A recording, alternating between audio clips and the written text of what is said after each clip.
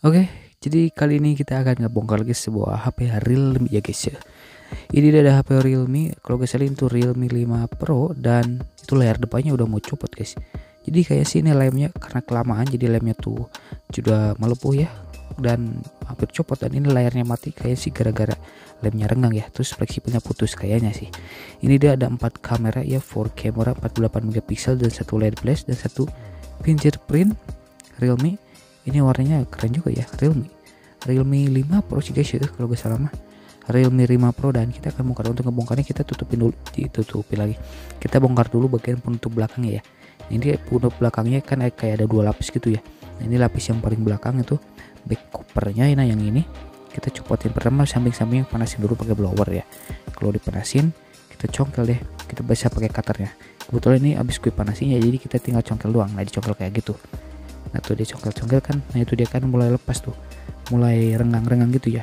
Nah kalau udah renggang kita masukin kuku, terus dikeletek deh secara menyeluruh ya, secara berputar supaya siramnya copot secara merata ya. Nah akhirnya copot deh. Ini pas kalau remnya masih asli ini keras banget guys, jadi gue juga dibantu pakai solder uap ya, sama ditutup sama blower supaya siramnya panas dan bisa lebih mudah dilepasin ya. Ini dia untuk backdoornya kayak gitu ya, tuh lentur banget. Terus ini untuk bagian dalamnya seperti itu ada baut-bautnya juga. Jadi ini masih segelnya belum pernah dibongkar.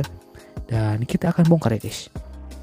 Oke, jadi yang pertama bentar guys. Oh itu bagian SIM tray-nya belum dilepasin guys. Kita copotin dulu. Ini dia untuk SIM tray-nya, slot kartu SIM. Nah ini untuk slot SIM-nya ini sudah bisa dual SIM sama satu slot micro SD ya. Jadi bisa barengan ya. Nah juga bisa berdua SIM dan satu slot micro SD bisa dipasang bareng. Oke. Oh yang pertama kita copotin dulu semua baut-bautnya yang nempel di bagian penutup belakang. Itu dia ada baut dan kita copotin semua baut-bautnya ya guys. Oke lanjut kita pembongkaran bautnya dulu ya.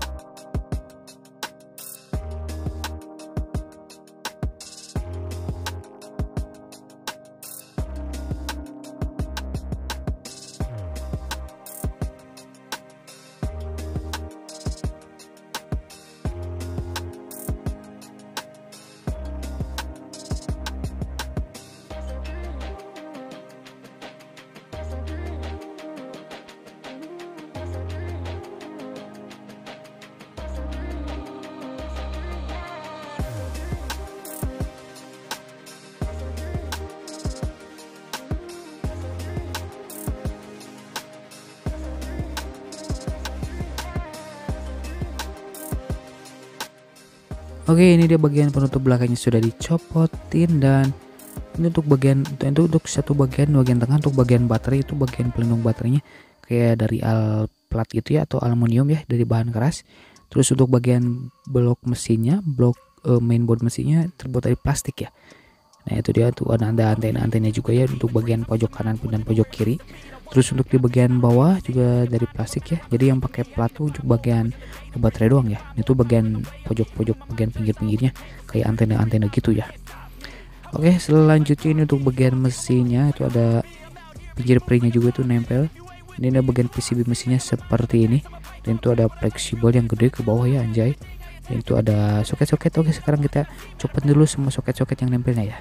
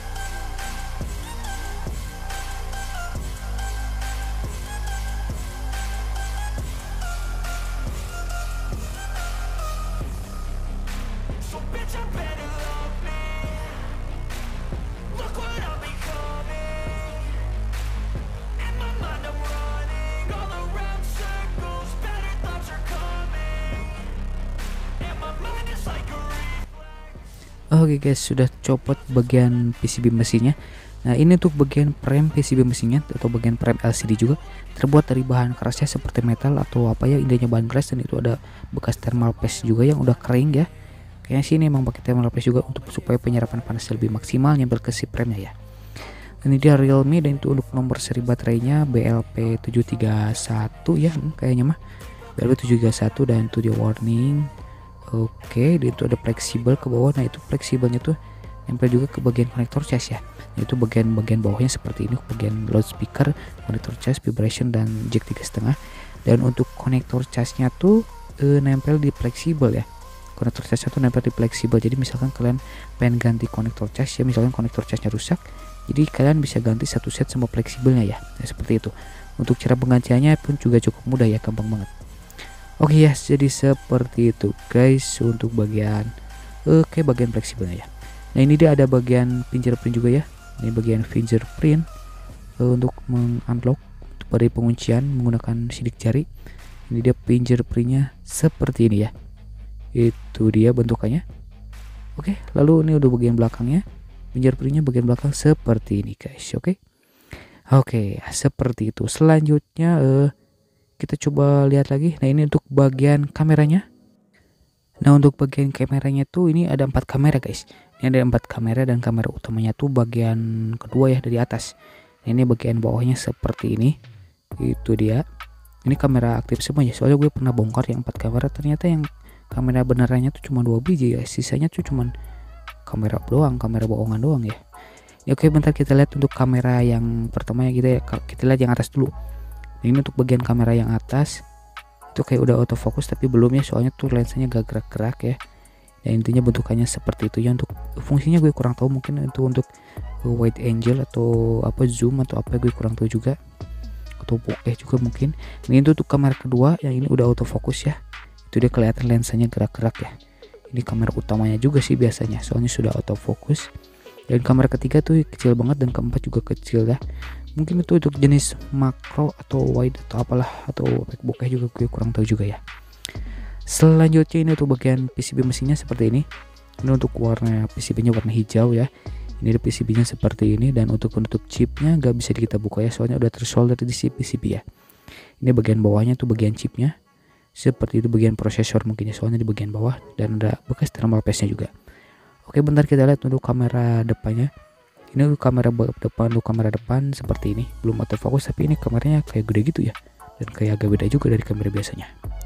Oke guys, jadi itu aja dulu untuk pembongkarannya. Thanks for watching, dan untuk pengganti LCD-nya di bawah ya, cus ya, dan subscribe-nya guys, yuk.